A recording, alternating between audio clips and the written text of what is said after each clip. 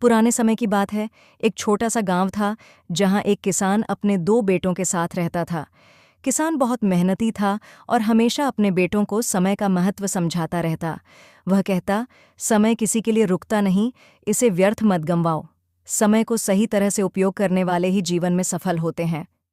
परंतु उसके बड़े बेटे को यह बात कभी समझ नहीं आती।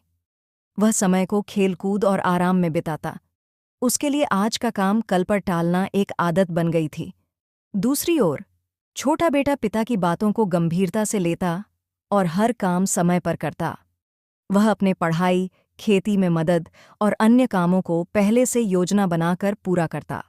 एक दिन किसान ने अपने दोनों बेटों को एक अनोखा कार्य सौंपा। उसने दोनों को एक एक बाग की देखभाल करने को कहा। बड़े बेटे ने सोचा कि वह यह काम बाद में करेगा और बाग की देखभाल को टाल दिया। समय बीतता गया और उसके बाग के पौधे सूख गए। फल लगने की जगह वहां केवल सूखे पत्ते रह गए।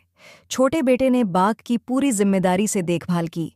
समय समय पर पौधों को पानी दिया, उनकी मिट्टी को सही किया और बाग की सफाई भी की। नतीजा यह हुआ कि उसका बाग हरे भरे पौधों से लहलहा उठा और मीठे मीठे फल देने लगा।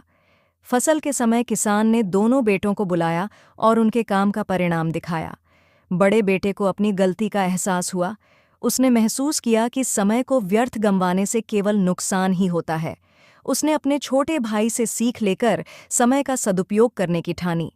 कहानी हमें सिखाती है कि समय अनमोल है। यदि हम इसे व्यर्थ गंवाते हैं तो हमें केवल पछतावा ही हाथ लगता है। परंतु अगर हम इसका सही उपयोग करें तो सफलता हमारे कदम चूमती है।